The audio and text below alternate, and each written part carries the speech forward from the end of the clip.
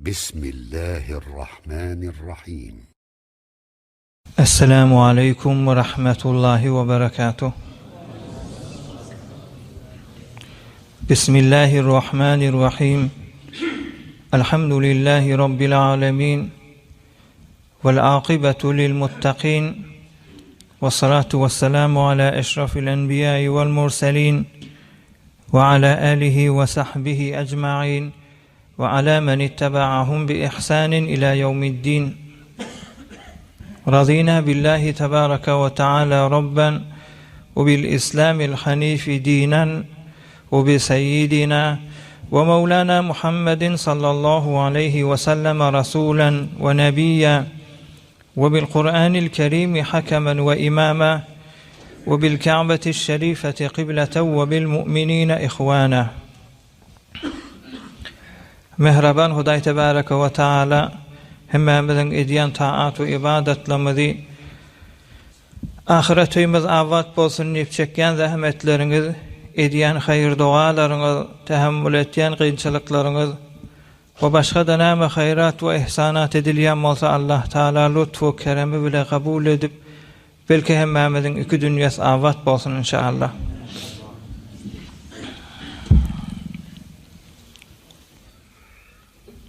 Gül bolarsen, qunnalarsen golaba, lahaf quma dönür, cayın haraba, sünkün sürme dönür tenin toraba, ey adam zat, yer koynunu koçarsen. Gül yalacak, insan bir gül bolarsen, qunnalarsen golaba, her necre adam qawa adam da bolsa, gül yalacak adam da bolsa, ahlakı qaw da bolsa, bir vaqt golap sefiljek. Yani gül solya mesnui gülün suwundan istifade edip adama sefiliye. Adam ceset bolandan sonra su sefiljek, golap sefiljek. Jaylanma Müslümanın teşrifatından şirim ona hormat bolar ýalak. Ondan sonra insanın evveli nisti bolşýalak, evveli bir adam bolşýalak, insanın ahirde adam bir kalboda zahirisi dargak gitjek. Şoňa Hazreti Mahtum Moleşan eşare diýe. Evvel yok, ahirde yok. Bir dargak gitjek zat. Emma dargany bilen näme hedefşi? İnsan bilmeli da hemişe ýaşap biljek däl şu ýeriň üzünde. Hemişe ýaşap bilmänne näme zat biz harise diýeki şeýerin gözünde ömrümizin känelmekligine. Gaw noktan alyň. Jawan oglan 25 ýaşynda. Şondan sual etseň sen dünýeden doýduňmy ýa ýene de ömür dileýänmi Hudaý Taala'dan diýse doýamak ýene ömür gerek diýer. 50 ýaşandy şeýle 80 ýaşan 100 ýaşan adamdan sonra etseň ýeriň ýüzünde ýaşany gawwerýe bir wafan epberip gidenden hamşy da sual gelýär. İnsanın hemmesi kafir musulmany ýok. Ýeriň ýüzünde ýaşasy gelýär, zindegi ýedesi gelýär, zindeganyny intihab edýär. Euzu billahi mineşşeytanirracim. Ve ma huve bimuzahzihi minel azabi en yu'ammar. Kafirlara inni müň ýaşasyn. Hudaý Taala müň ýyl ömür berse de olaň agybety boljak zat. Hudaý saklasyn, dünýede hoş ýaşasa da ahirette gözlenjek. Emma musulmani siz musulmani jamiýede ýaşap näme zat şonu ýeriň ýüzünde ýaşamaklygy hewes edýär. Bir etde insanlar bolupdyr, oglan uşagyny umyt edýär.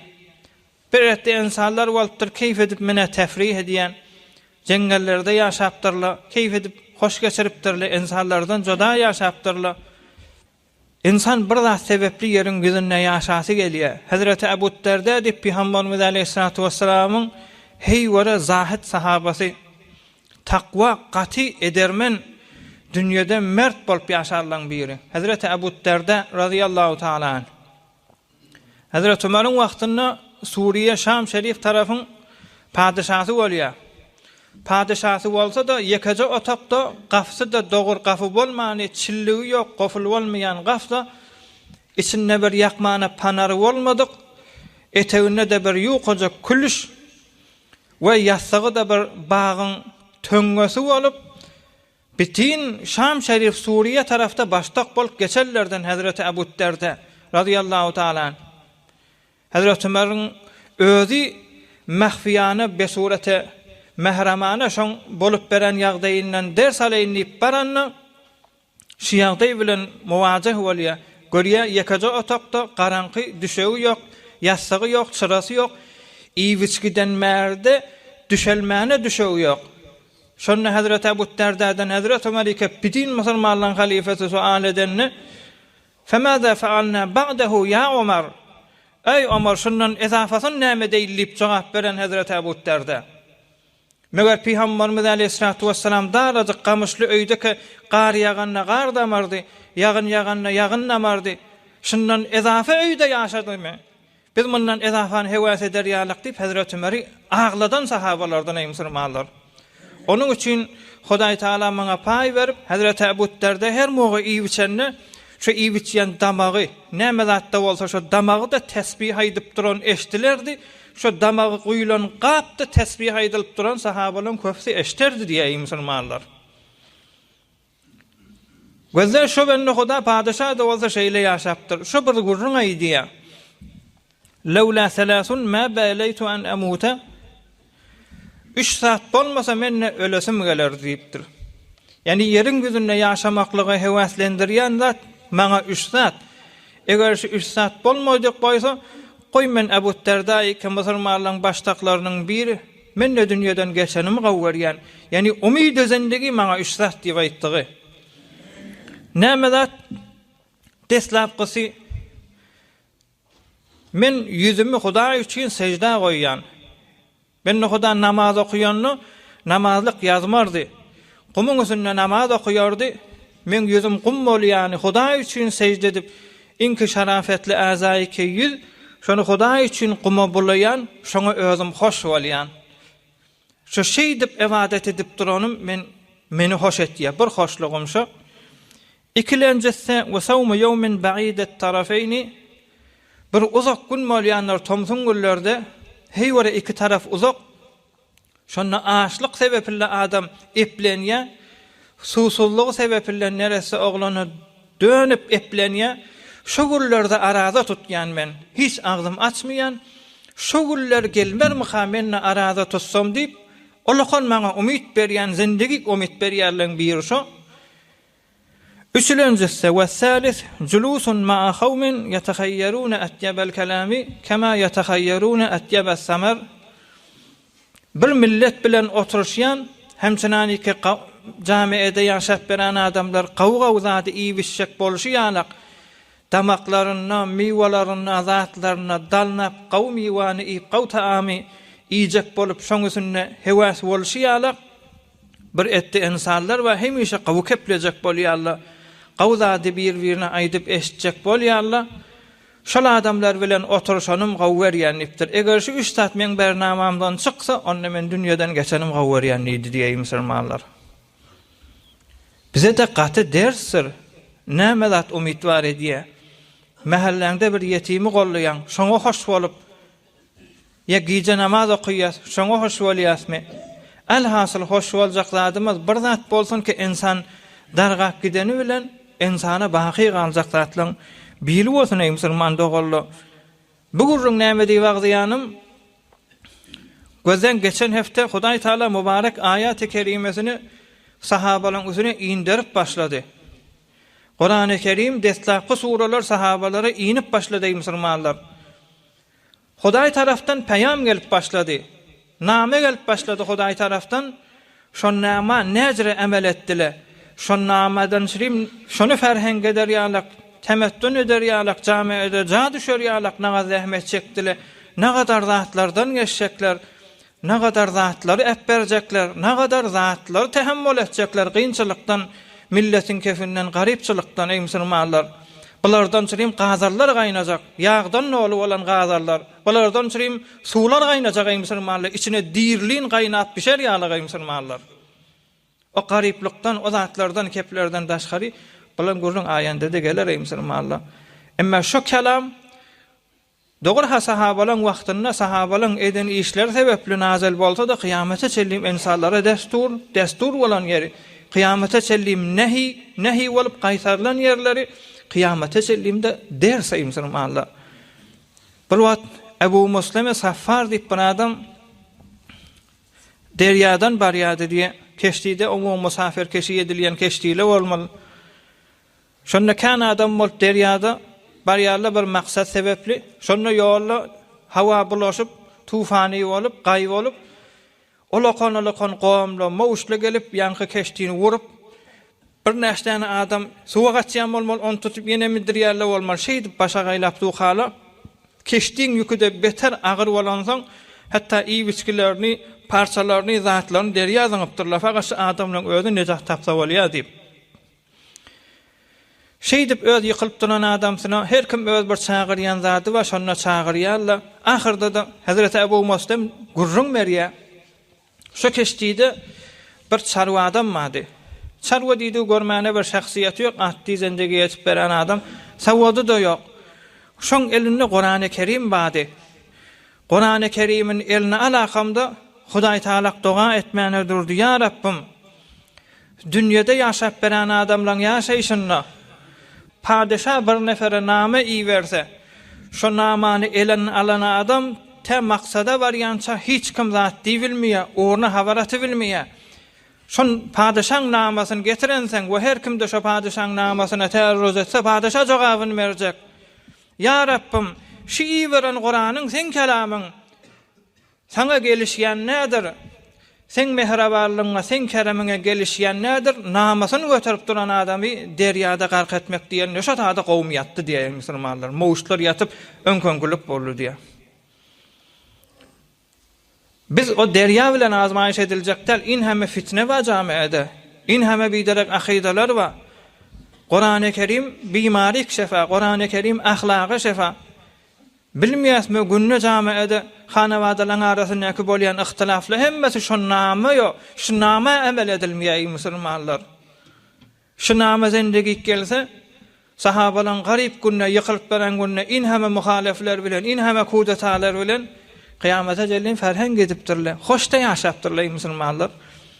Bize de kän hoşylara sebep bolar musulmanlar. Kıyamet gün alyňdan habar birler halyňdan gaýt ýaman ýoluňdan gördüň Kur'an-ı Kerim'e amel etmek gerek musulmanlar. Sirattan asl hedef biz her hafta Kur'an-ı Kerim'iň tefsirini diýýärdik.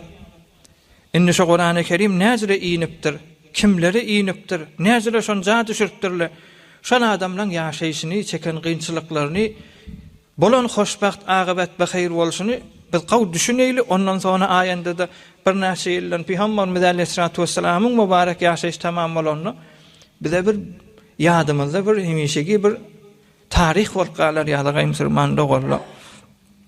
Peygamberimiz Aleyhissalatu vesselamyň mübarek hadisleri we musulmanlar Peygamberimiz aýdypdyr: "Bu'istu was-sa'atu kahatayni." Awallaydan Peygamberimiz aýdypdyr 14 garyn ýarym mandan önce Peygamberimiz Aleyhissalatu vesselam musulmanlara tamam alem jahana peygamber bolup iýerlerini Peygamberimiz aýdypdyr, meni peygamber edip iýerlerini hemçinani kişi barmak bilen şu barmak ýakyn bolşýarlyk men peygamber bolamda kıyamatyň golaylygyna şo muktar fasileye zamany ýatdy diýipdir. Sonda aýdypdyr kıyamat bolmaka insanlar musulmanlaryň zindegisi çaşşagyndan aýdypdyr, emel bolmaýjak zatlar aýdypdyr, berilejek dini bir olakan şairler aýdypdyr. Ey musulmanlar, şu mahal şunu gaýgysyz aýdan, şunu gaýgysyz bilin, gaýgysyz aýdyň Peygamberimiz Aleyhissalatu vesselam aýdypdyr. Kıyamat bolmaka bir siri alaimler boljak, ondan sonra ulu kıyamat başlajak. Şu ulu kıyamatdan önce kişik alametler we şu kişik alametlerin hemmesi tafılıp duşu mahal. Peygamberimiz Aleyhissalatu vesselam aýdypdyr, meselen kıyamat golaylaryna gatylkän bolar, zinakän bolar, wamkän bolar, başga gurrunlara azapdyr, olar bitdi. Hatta şu hadis-i şerif we Peygamberimiz aýdypdyr: "Fe izâ ra'ayta Mekkete" Ey sahabalar, siz eger görseňiz Hudaý Taala size ömür berip görseňiz Mekke'yi Mükerreme'de binalar galsa diýipdir. Hatta keşi kaptallaki görünüp duran dağlardan nade beýik jaýlar salyjak Mekke-i Mukarremede. Eger şol zamana ýetseňiz, görseňiz şol ýal olakan apartman sahtamallar salynsa, fa'lam ennel emre qad azallaka. Setterset biliň diýipdir, eýne bir bulut ýagyn ýagjak bolup defäňize awanyp kölüge berýärler. Kıyamatda size kölüge berip duran zamanında şeýle sahtamallar salynjak diýipdir. Şumal borcu saat diýeni Qarahera Jebelun Nur, Nur diýen dagyny Qarahera. Şumal borcu saatin irtifasy bilen şu Qaraheraň dagynyň irtifasy deň diýýär musulmanlar. İnkolokan dağlarından Mekke-i Mukarremeň dağlarından ikisi 600 metr irtifasy bar. Fa'lam ennel emre qad azallaka defäňden kölge salyp du kıyamat diýipdir. Yaşmahal yan biste deyde näçe gün boldy? Şu mahal bolsa onan kun bolupdyr. Onan kun menança Mekke-i Mukarreme gaty ýagyn ýagdy diýe. Ýagyn hemişe ýagýar Mekke-i Mukarreme. Emma ýagyn ýagandan bäri eýne ýazyň otlary ursat berilýärler. Mekke-i Mukarremeň tamam dağlaryna ot çykyp başlady diýe musulmanlar. Nadir tarihte bolmadykda Peygamberimiz Aleyhissalatu vesselam'dan öwünçe bir wagt Mekke-i Mukarreme bir gulistanmış, bir otlak, bağlak yermiş. Sonra tarihte bir hoşk yer bolupdyr, tebdil bolupdyr. Peygamberiň wagtynda da sahara, sahabalaryň wagtynda da sahara, tule tarihte sahara, 100 ýyl mundan önce da sahara. Emma Peygamberimiz aýdypdyr, kıyamat golaýlanyna, kıyamat boljak bolanyny şu sahara Mekke'de bostan bolar, otlar çykar, bağlar görer diýipdir. Şu mahal ulama-y Mekke, ulama-y Medine, şu mahal bir yüz gurrunlardan bir hafta 10 gün mer estelese menip şuňysyna tahqiq edýärler. Peýgamber aýdypdyr, kıyamat golaýlanyny şu sahra-y Mekke golastan boljak, bustan boljak. Isinden otlar gögerjek, ýaşyllyk boljak, merateler boljak. Şu mahal 8-10 gün mer şu alameti de bitip başlapdyr musulmanlar. İki defa Hazreti İsrafil aleyhisselam tüýdük saljak.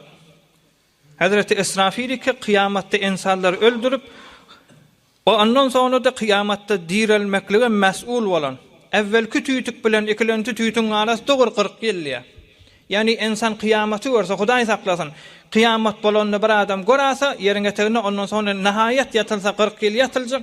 Ondan sonra da ene tüýtük çalyp hemme kıyamata garşy mahşer meýdanyna ýörük gitmeli.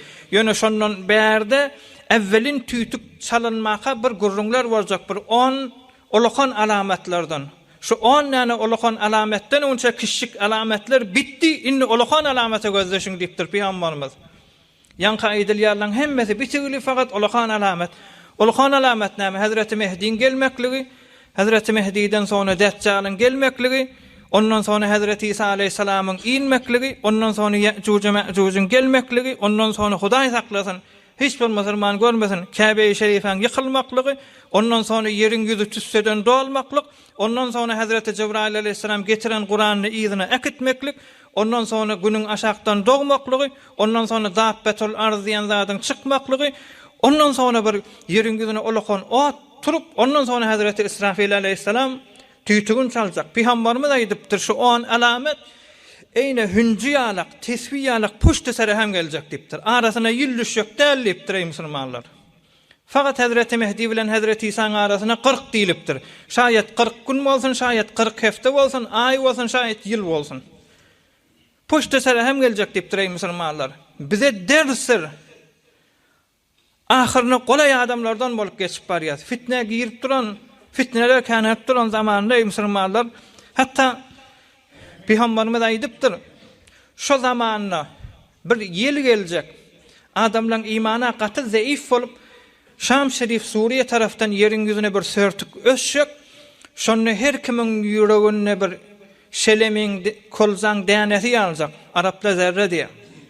Şelemiň dänesi ýaljak ýüregine imanla bolsa şu ýel degip aýrylmaly. Ondan sonra adamlaryň hemmesi ýeriň ýüzü kafir bolup, Hazreti İsrafil aleyhissalam tüýtügün çaljak, ýöne tüýtügün çalmaka gün aşakdan nogup başa gaýlykly boljak, dağlar gopjak.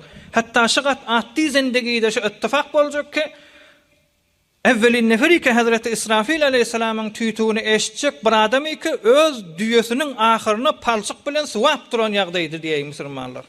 Şon ýalak atdy zindegide Kişik alametler bitip tu olahan alametlere gözleşip duran zamandır ey Müslümanlar.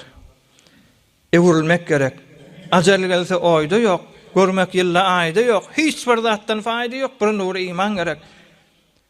Fitne zamanına näme umit var bolup ýaşapdys. Awadan jajaýymyz var, şoňa del hoş bolup uzak ýaşasmy? Yok. Kelase gelýän, namaz okuyan, kaza malyan, elhamdülillah zindigim gün bugün takwalyk artýar diýip şu sebepli umit var bolýasmy? Umidimiz dogurlaýla Müslüman dogurla. Bu gecede geçen heften edamasy elbette siret kärrak ýöny muhim gurulňlar var. Peygamberimiz Aleyhissalatu vesselam Hazreti Cibrail Aleyhisselam görnüp Sure-i Mübareke'yi Muzzemmil bilen Sure-i Mübareke'yi Muttessir inenden sonra Peygamberimiz Aleyhissalatu vesselam korkup Hazreti Hatice Kubra radıyallahu taala anha'n yanına varıp şu gurrun ağzanına Hazreti Hatice awalla geçen kitaplar özü alim zenane bolansan mutala edensen eyyem imanını kabul edipdir. Muhtasar geçen 6 vakana içecek bolýan şu gecede. Evvelki Hazreti Hatice'nin iman getirmekligi. Peygamberimiz Aleyhissalatu vesselam gaty hoş bolup ey Hatice onunla gideyli nur diýen dağa çykyly, Hera diýen gara barayly. Şo tak bir işim ma dip Hazreti Hatice'ni öýünden ekdiye gara Herak barıp geçen heftede gurrun geçenler Hazreti Cibrail Aleyhisselam şo taýda Sure-i Mübareke'yi Muzzemmil bilen Muttessir getirenne qanaty bilen şo yer wuranna bir rivayette aýagy bilen yer wuranna yerden çeşme çykyp Peygamberimiz Aleyhissalatu vesselam'a dehret ewredip özü de imam bolup Kaaba wakyp namaz okuýdylar şo çeşme akyp duran bolmaly entekde şo çeşmek Hazreti Hatice dehret kılmany ewredip ondan sonra nefil namaz okuýmany ewretdi diýip Peygamberimiz Aleyhissalatu vesselam. İkilenci gün ertesi gün bolanna Hazreti Ali Peygamberimiz Aleyhissalatu vesselam'ın öýünde ýaşap beren jawan oglan hem pesaramusy Hazreti Ali iman getirýär. On iman getirişi Peygamberimiz Aleyhissalatu vesselam bir wagt Abbas diýen emusyna radıyallahu taala an şoň ýanyna barýar. Ey Abbas emum özüň görýän Ebu Talib gaty garyp. Ebu Talib Peygamberimiziň emusy Abbasyň da dogany. Gaty garyp. Hanawadasy beter aýal war çağalarken şunu gollaýlyň her gasymy birini boýnalayl. O Hazreti Abbas aýdypdyr agylliýän ogluna baýat men alan beter düşmüje gaw ogl. On başga ogullar paýlaşyp Hazreti Cafer da Hazreti Abbas boýnalyp özüm öýümde saklaýyn. Ebu Talib'e yengillik bolsun dip o Peygamberimiz Aleyhissalatu vesselam Hazreti Ali'ni alypdyr. Awal Hazreti Ali radıyallahu taala Peygamberimiz Aleyhissalatu vesselam'ın öýünde hem hademi hem çağaty ýalak bolup ulolup hatta Ebu Talib wesiýet etdi.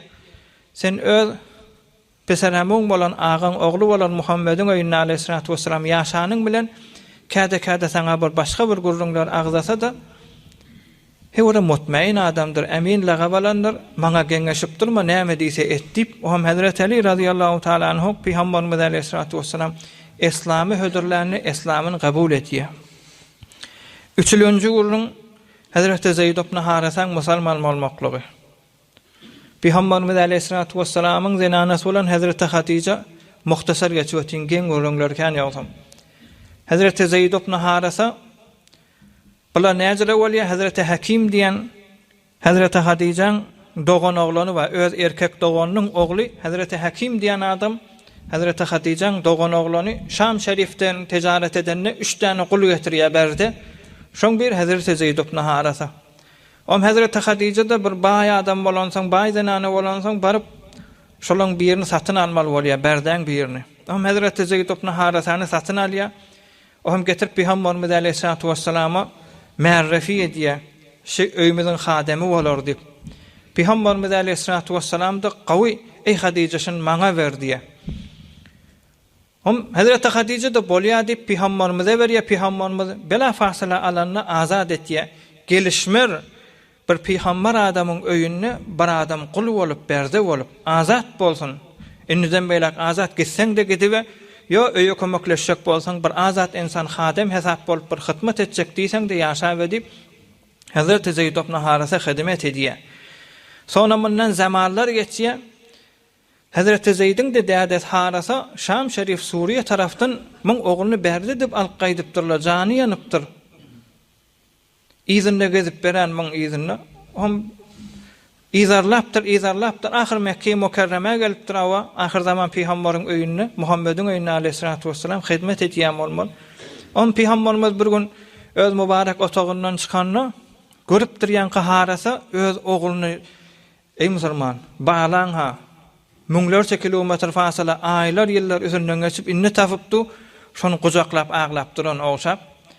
Peygamberimiz aleyhissalatu vesselam gaçygan bolup, ey Zeyd, ataňa tapdyň, inni azat sen işlejek, hyzmat da etmek gerek. Öz däden bilen öz ýurduňa gitjek diýseň de başarýan diýip, şu ihtiýar berende Hazreti Zeyd de Peygamberimiziň dogrulygyny görüp, men nipdirsen öýüňde ýaşajak, saňa hyzmat berenim gaw diýip, hem dädesinden uzur haý däde men putada gaw ýaşap dönüp ejaz alyp, Hazreti Harasy da soňa gidýär. Hazreti Zeyd şu ýagdaýda Peygamberimize hyzmat etip beren ýagdaýda Peygamberimiz aleyhissalatu vesselam ona İslamy hödürlerini kabul etýär musulmanlar. 4 ýyl önce bolan waka Hazreti Ebu Bekr Siddiq'in musulman bolmaklygy. Hazreti Ebu Bekr Siddiq Peygamberimiz aleyhissalatu vesselam bilen oglulukdan dost, ýöne geň ýagdaýlar we taryhlar doly bir muhtasarjasyn aýtsak, Hazreti Ebu Bekr Siddiq baý adam tijarata otak gidip beren bir wagt 20 ýaşymda bir diş gördüm diýär Hazreti Ebu Bekr Siddiq. Peygamberimiz aleyhissalatu vesselam bilen hemsen diýilýär Hazreti Ebu Bekr Siddiq ýaş diýip agdalýar. Şonu 20 ýaşymda bir diş gördüm, asmanyň ay ýere gaçýar, pytyrýar. Wa şoň bir mukdar bölegi Käbe-i Şerifeň içine gaçýar, bir mukdary Beytullah hayadyna gaçýar, bir mukdary adamlaryň öýlerine, Mekke'de ýaşaýan adamlaryň öýlerine gaçýar, şoň bir näçe mukdary, ondan sonra bir mukdarda men öýümde gaçýar. Hem bir emeden sonra şu ay ýene de bölek bolup ýere gaçandan sonra ýene birigip göňe gaşyn gitjek bolanyny şu aýdan bir mukdar kesilip men öýümde galýar.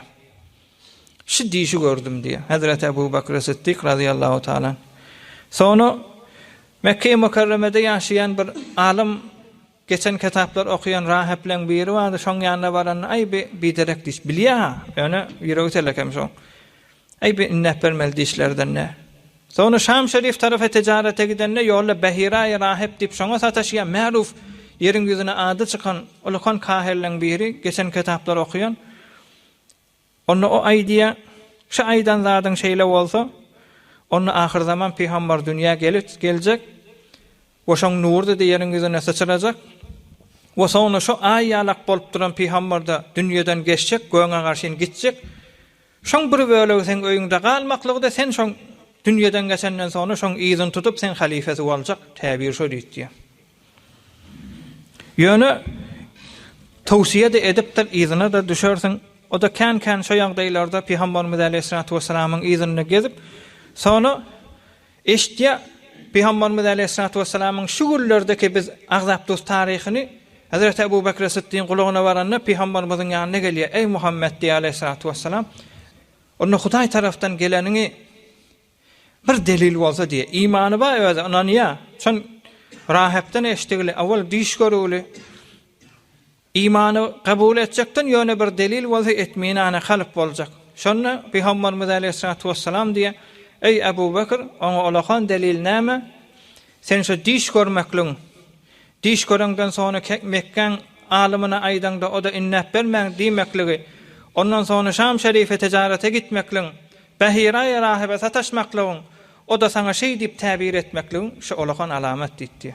Şey diýenne şu gurrun kim aýtdy sana diýenne ya Resulullah diýip ağlarna, onda Peygamberimiz aleyhissalatu vesselam men dostum Cebrail aleyhissalam aýtdy diýipdir. Onu şey diýenne iman getirýän musulman başga da kan gurrunlar ağlapdyrlar. Ya bir rivayetde Hazreti Ebu Bekr Siddiq bir bagyň eteginde istirahat edip ýatyka bir şaha gaçypdyr. Gün kellesine şonu bağ taraftan ses gelipdir. Şu Peygamberimiz aleyhissalatu vesselamyň dünýäge geljek babetde. Şonu wa'dally diýär Hazreti Ebu Bekr Siddiq, ey bağ Hudaý tarafdan sen kepledin, şu Peygamber dünýäge gelse maňa habar et diýip. Sonra Näçe wagt geçenden sonra Peygamberimiz Aleyhissalatu vesselam meb'us bolup iwerlenden sonra da şu bağın dengesinden geçip baraya şu bağı qıyırıp şey dip de bildi diýen tarihler var. Elbette başga deken rivayetler var. Agzasak wagt geçip baraya musulmanlar. 5-nji bolan wakalardan Hazreti Osman'ın radıyallahu ta'ala anhu iman getirmekligi. Hazreti Osman radıyallahu ta'ala anhu gurrun beriye özü men bir daýdan mady beter porhan tıqati. Mun porhanlygyny işçi gurrun eder. Maňa aýtdy bir gün öýüne baramda, ey Osman, sen ýakynlykda 2 zenana aljak. Heýwara gawy zenanalar bilen izdiwaç etjeksen, özü şu 2 zenananyň ikisi Peýgamberiň gyzy, özü gaty ulakon derejeli Peýgamberiň gyzy şey diýdi diye. Sonra Peýgamberimiz Aleyhissalatu vesselam iýerlerine şu gurrun bilen musulman bolýar musulmanlar. Ýöne bir gurrun başlady. Näjere porhan bolupdyr, näjere bilýänmiş aýandadäki gurruny bir 6-njy wakada belli bolýar. 6-njy bolan waka şu gurrun 3 ýylyň içinde bolupdyr hemmesi. Peygamberimiz Aleyhissalatu vesselam Peygamber bolup ya eyyuhal muttessir ey patwa dolamp duran Peygamber diýenden te 3 ýyl içeli mahfiyana 3 ýyldan sonra eleni dini çağırmana durýar. Şu 3 ýylyň içindäki bolan gurrunlardan ey musulmanlar. Şu aýtsak 6-njy gurrugum da şu 3 ýylyň içinde bolupdyr. Peygamberimiz Aleyhissalatu vesselamdan öwünçe ey musulmanlar, geçen ummetler, geçen milletler şolan wagtyndaky ýeriň ýüzünde ýaşaýan jyllar asmana çykybilermiş. Evvelin asman dolu ibadet edip duran ferişteler. İkilenci gat asman dolu ibadet edip duran ferişteler. Üçülenci gat täýedilenji gat. Arşyň etegi, arşyň üzi hemmesi ferişteden dolu Hudaý Taala ibadet edip durarlar. Ey musulmanlar. Peygamberimiz Aleyhissalatu vesselamdan öwünçe tamamy jyllar, porhanlar özüni asmana garşyn iýerip şu evvelki gatdaky ibadet edip duran feriştelerden olady gurrun etdiýi aňyrdaky melekutdaky bolup duran zatlardan ohum şondan istilam alıp ittilaat alardylar diýär. Emma Peygamberimiz Aleyhissalatu vesselam mübarek aýaty mübarek inip başlandy. Ahir zaman Peýgamberiň ulukhan mucizesi, ahir zaman Peýgamberiň ulukhan hasaesinden, hususy ýagdaýlaryndan şun şeriatinin hormatyna, şun kitabynyň hormatyna Hudaý Taala şu evvelki gat asmany kullu mahlukata kesdi diye. Ondan meýlek jyllar hiç moda asmana çykybilmedi. Auzu billahi mineşşeytanirracim. Ve anna lamasna as-samaa'a fawajadnaha muli'at harasan şadidan ve shuhuba. Ve anna kunna naq'udu minha maq'ida lis-sam' faman yastami' al-ana yajid lahu shihaban rasada. Peygamberimiz Aleyhissalatu vesselamdan önçe bir däne şahap sanki ýeriň gözüne iýinmerdi diye. Emma ahir zaman Peygamberimiz Aleyhissalatu vesselam iýerlenden sonra şahap sengin asl iýinderişi we anna kunna naq'udu minha maq'ida lis-sam'. Kur'an bilen sabitey musulman Sure-i Cenne we jyllar gurrun meripdir.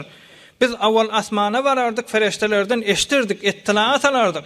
Emma femen yestami'il ana Peygamber gelenden sonra biz inni eşitjek bolsak yejid lahu shihaban rasada. Settersat ýüzümizden bir Hudaý Taala tarafdan bir ýyldız gelip bize atýar diýip şey diýär musulmanlar. Ohum ýanky ahirin bolan kahanati ki Hazreti Osmanyň iman getirişinden on zenanasy bilen Peygamberimiz Aleyhissalatu vesselamyň gyzlary bilen izdiwaj edişinden habar berýäni ahirin merhele bol. İýdýäni asman Hudaý tarafdan ýafylýar. Hatta İblis aleyhillana şonu Peygamberimiz Aleyhissalatu vesselam iýerlerine ýeriň her gat gumundan isgady diye ahirde Mekke-i Mukarremen gumundan isgap heýwara gaty odally diye. Inniden meýlek asmana çykyp asmandaky ýagdaýlardan habar berip bolmaýjak diýip gaty narahat bolup baglanan ýal boldy diye musulman dogallar. Şu taýda gurrun goýjak. 3 ýyllyky bolan gurrunlaň bir miktar inşallah geljek hafta hom 3 ýyldan sonra islam eleniýo başagaýlyklar ondan sonra başlaýar. Ey musulmanlar, bir qysgaça ders. Peygamberimiz Aleyhissalatu vesselam Hudaý tarafdan destur gelende muwarrahlar, tarihdarlar agzapdyr 7 forum Peygamberimize destur berdi Hudaý Taala diýipdir. Deslapqysy diş görerdi Peygamber bolmaka. Sonra Hazreti Cibrail aleyhisselam Peygamberimizin gursagyna goýardy. Üçüncüsü sonra Hazreti Peygamberimiz Aleyhissalatu vesselam'a sahabalan biri ve köplençde Hazreti Dihye-i Kelbi diyen sahaban suratına olup gelirdi diye. Yani 7 forum gelipdir da Hazreti Cebrail Aleyhisselam.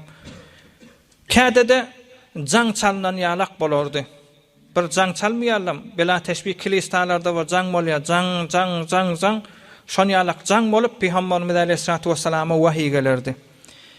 Kədədə öz əsli formuna 600 qanatlı olan Hazreti Cebrail Aleyhisselam əsli formuna gelirdi.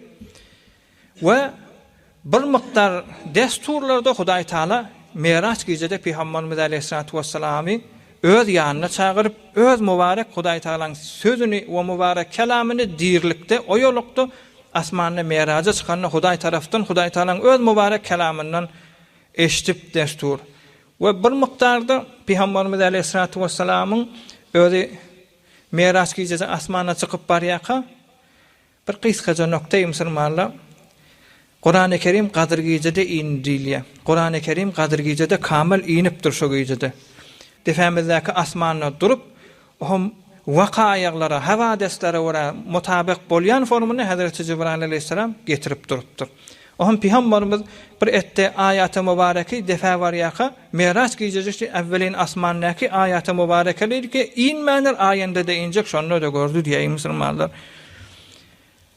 Indi bir gurrun baştada ey cavan oğlanlar biz Hudaý şu kefaydiya diyenimize bize tesir etsin.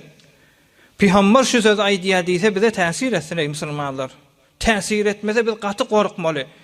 Euzu billahi mineşşeytanirracim. İnnellezîne keferû sevâun aleyhim. Musavi diptir Hudaý Taala kafir adama. Enzertehum em lem tunzirhum la yu'minun. Seyezekkeru men yakhşa Hudaýdan korkyan adam. Hudaý Taala'nın sözüne haridar bolar dip. Hudaý Taala şey diýýär Müslüman täsir etmese hatarnak bolýar. Ey jawan oglanlar. Bir söz Hudaýyň sözü diýip agzalsak, bir hukum Hudaýyň hukmy diýse şoňa adam gyşarmasa, adam temaýül tapmasa, ýüreginden tekabbür edäjek bolsa, gaty insanyň közenmekliginiň alamaty. Gadim alimlerimiz gurrun berýär. Şu Kur'an-ı Kerim'in iyinşi barada iki zat aýtdyk. Kade Hazreti Cebrail Aleyhisselam Hazreti Dihye-i Kelbi diyen sahaban şuratyna bolup gelerdi. Kade de can çalınan ýal bolup gelerdi diye şu candan gurrun berjek ey Müslümanlar. Ulamalar aýdýar Peygamberimiz Aleyhissalatu vesselam'ın alim sahabalary aýy inmedi dipdir sahabalan biri. Lem yunazzel ayetun bir aýa Hudaý taraftan gelmedi illa irtaadet bihal melaike. Asmandaki feriştelerin hemmesi titrerdi şu aýa inenne diýär Müslümanlar. Kâbe-i Şerife şoň çarguşy alak asmana gitsen feriştelerin Kâbesi. Ey Müslüman, Hudaý Taala insanlar yer bilen asmany yaradandan soňra gözden Hudaý Taala yer bilen asmany yaradandan soňra İnsanın asıl hilkatini 50.000 yıl fasile vardı diye. 50.000 yıl hilkati asman bilen yerden sonra insan yaratılıptır. 50.000 yıl insan yaratılmadan önce Hudaý Taala insanların rızkını tayin edipdir. Falanca miqdar çörek ýemel, falanca miqdar arfa ýemel, un ýemel.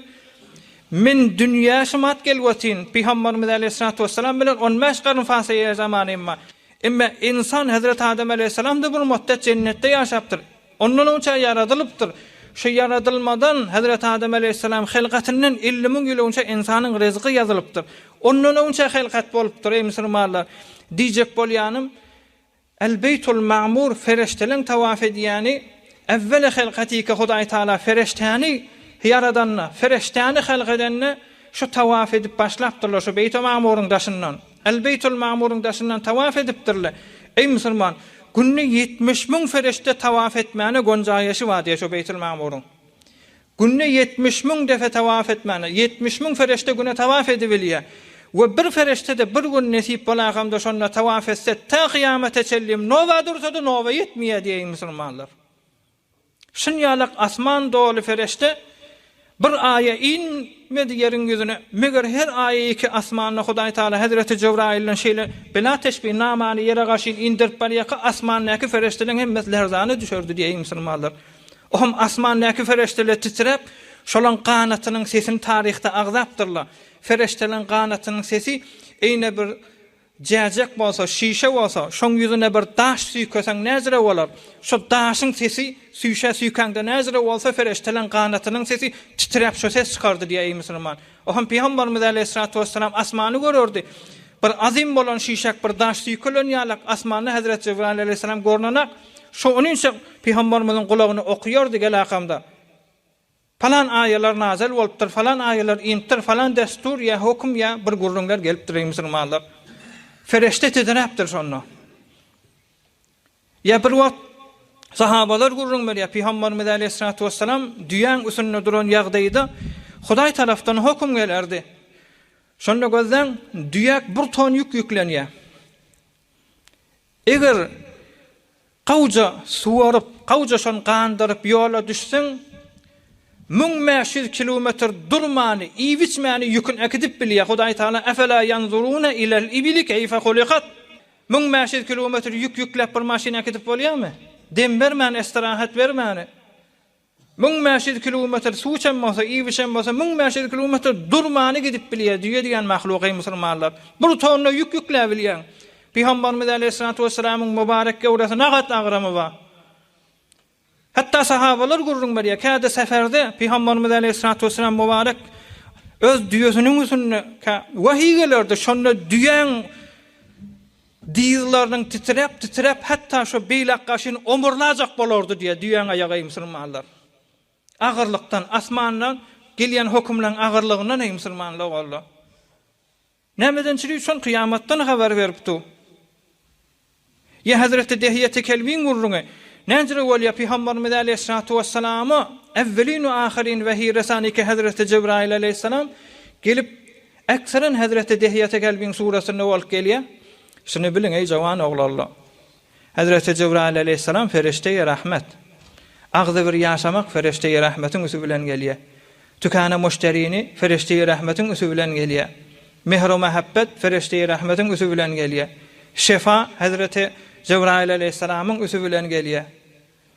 Her zadiki ýeriň ýüzüne hoşy bolsa, şo hoşy ferişte-i rahmetiň üstü bilen gelýär. Peygamberimiz Aleyhissalatu vesselam'ın sahabalary näzire bolupdyr? Şu sahabalaryň üstüne Hazreti Cebrail zol gatnap durupdyr. Ferişteler bolupdyr. Peygambere gelip üýýän ferişteler bolupdyr. Jeňine kömekleşýän ferişteler bolupdyr. 5 wagt namaza gelip üýýän ferişteler bolupdyr. Sahabalar Kur'an okuýanda ýanyna gelip kulak asyp özüni kökezýän ferişteler bolupdyr ey musulmanlar. Ferişte diýen zat bir hususiýeti bar ey musulman.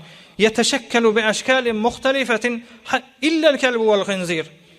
Ferişte diýen zat iki zadyň şekeline bolup gelmeýär, her zadyň şekeline bolup gelip biler diýipdir. Bir doňuz, bir de it. İnsan it kılık bolsa, insan doňgoz sefet bolsa gelmeýär diýe musulman. Ferişte-i rahmet de gelmeýär. Bir-birine eziyet berýän adam, bir-birine gıybet edýän adam, dille girýän adam we öz namusyna gaýrat etmeýän adamdan ferişte-i rahmet gelbilmer ey musulmanlar. Sahabalaryň wagtynda şu gurrunmamış. Ohm näzire bolýar şu sahabalar 100 ýüriň sahabaň arasyny Hazreti Cebrail aleyhissalam Hudaý tarapdan hukm getirenni Hazreti Dihiyet-i Kelbin suratyny bolup gelýäni bir 3 hikmet sanapdyrlar. Evvelin hikmeti Hazreti Dihiyetül Kelbi beser awadan sahabady. Hatta Medine-i Munawwara Peygamberimiz Aleyhissalatu vesselam'ın öýüne käde mehman bolup gelerdi. Öz başga ýerde ýaşaýardy. Şonda Medine-i Munawwarada azbeşin ýüzi awadan azbes munawwar Medine-i Munawwaraň hyýaballaryny erki adam zenalaryň hemmesi gözläp durardy şonniýe. Beter awadan sahabalan bir. Awadan iki fitne oklayan awadan näl? Laqad halaqnal insana fi ahsani taqwim. Hilqati awadan diýär musulmanlar. İkilenjisi Peygamberimiz Aleyhissalatu vesselam beter döwletdaşdaky padşahlara nama iwerenni köplenç Hazreti Dihiyetül Kelbini iwererdi diýär. Padşahlar hesap çekerýärler. We Hudaý tarapdan nama resan Hazreti Cebrail aleyhissalam Peygamberimiziň de nama resany padşahlara Hazreti Dihiyet bolan soň Hudaý Taala käde öz peygamberini täýid etjek bolup men nama resanym bilen Peygamber Muhammed aleyhissalatu vesselam'ın nama resany iki fark etmer diýip Hazreti Cebrail aleyhissalam Hazreti Dihiyetiň suratyna gelerdi diýär. Biri de beter takwa arasda sahabady, beter ýüregi dogurtdy, durumsuzdy. Eşdilmänler omurda bir defa Hazreti Dihyetin Allah'ını, eşdilmänler omurda bir defa Hazreti Dihyetin gıybet edenini, eşdilmänler omurda bir defa Hazreti Dihyetin gaharlananını, eşdilmänler milletin arasında omurunu bir defa Hazreti Dihyetin bir ayağını gıyşık basışı, ya bir nefer anjıdışdy ey musulmanlar. Hazreti Cibrail fereştelen وَاَيَّدْنَاهُ بِرُوحِ الْقُدُسِ Hazreti Cibrail'i ki evvelin ahirin peygamberlere name getiripdir. Şoň suretinde olup gelýär. Hazreti Ayşe gurrun beriye bir wagt gafin kakıllı. Peygamberimiz korktu bir miktar çekinli. Bir gafin açtı. Gafin açanına bir ayoglanğusunda bir nurana adam Hazreti Dihyetel Kelbi. Şodu Peygamberimiz kan gurrun etdi. Hatta ayoglanğının noktası bilen tutup kan gurrun edip durup sonra Peygamberimiz gelenine Dihyetin näme işi wagty diýemde onu gördüňmi ey Ayşe şonu?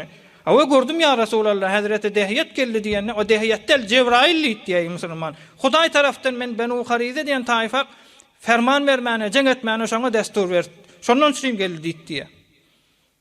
Hazreti Dihyetin beter gawahlaklarynyň biri Peygamberimiz Aleyhissalatu vesselam'yň ähli beytin beter gawwarardy diýe.